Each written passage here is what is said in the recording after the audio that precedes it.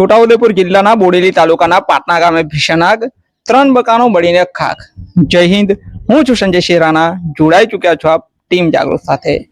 બોડેલીથી Dabhoi road પર આવેલા પાટણા ગામે ટાંકી ફળિયામાં રહેતા નગીનભાઈ રામજીભાઈ બારિયાના પતરાવાળા મકાનમાં આકસ્મિક રીતે આગ લાગી ગઈ હતી। જોત જોતામાં આગે તેનું વિકરાળ સ્વરૂપ ધારણ કર્યું હતું અને બાજુમાં રહેતા મહેન્દ્રભાઈ ચંદુભાઈ બારિયા અને દિનેશભાઈ મનાભાઈ બારિયાના મકાનોને પણ આ આગે લપેટમાં લીધા હતા। ગણતરીના સમયમાં જ આ ત્રણેય મકાનો બળીને ખાખ થઈ ગયા હતા। આગ એટલી વિકરાળ હતી કે ઘરમાં રહેલો ઘરવખરીનો સામાન તેમજ ઘાસચારો સંપૂર્ણપણે સ્વાહા થઈ ગયો હતો। ઘટનાના પગલે અસરગ્રસ્ત પરિવારો પર આભ તૂટી પડ્યું હોય એવી પરિસ્થિતિ સર્જાઈ છે।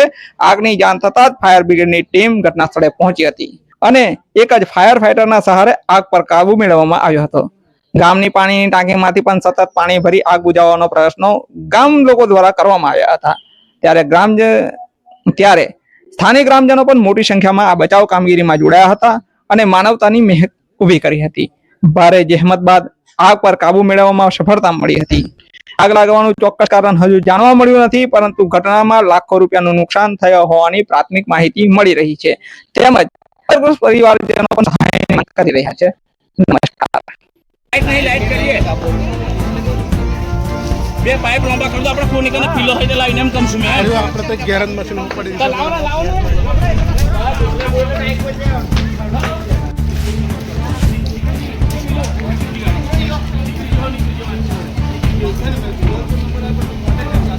એ મેં બધું રહ્યા તો આપણે કશું નહીં એ મને મેં કશું છે નહીં એ બધું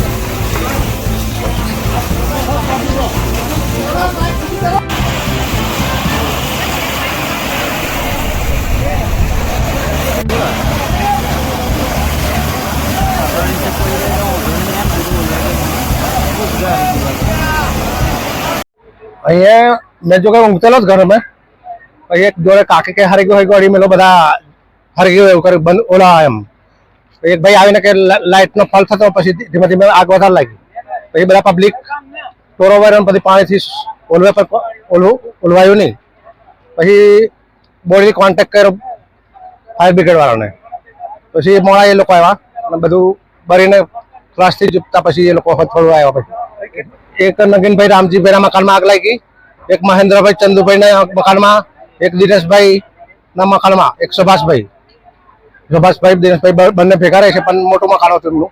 મહેન્દ્રભાઈ ને બધા હવે લોકોને હા પરિસ્થિતિ બહુ બેકાર તારે બધું હા ભરી ગયું હું એમની પાસે કપડા પહેરેલા છે। બાજુના ઘરમાંથી બધું આગ લાગીને મારા ઘરમાં આગ લાગે એવી પરિસ્થિતિ પણ બધું ખાલી કરી નાખ્યું હતું પાણીથી બધા ગામ લોકો આવીને બધું મને કોઈ કારણ ખબર નહીં પણ બધું ઘર વખરી બાળીને સાફ થઈ ગયું। કપડા એકલા રહ્યા છે તો સરકાર અમને કંઈક સહાય આપે તો વધુ સારું, અમને કંઈક આર્થિક મદદરૂપ થાય। ગામ લોકો બધા ભેગા થયા અને ગામ લોકો ફોન કર્યો, બંબો આવ્યો અને આગ ઓલાવવાનું ચાલુ કર્યું અને બંબાને બી ફોન એ લોકો જ કર્યો। ત્રણ મકાન હરગી। મહેન્દ્રભાઈ ચંદુભાઈ બારિયા।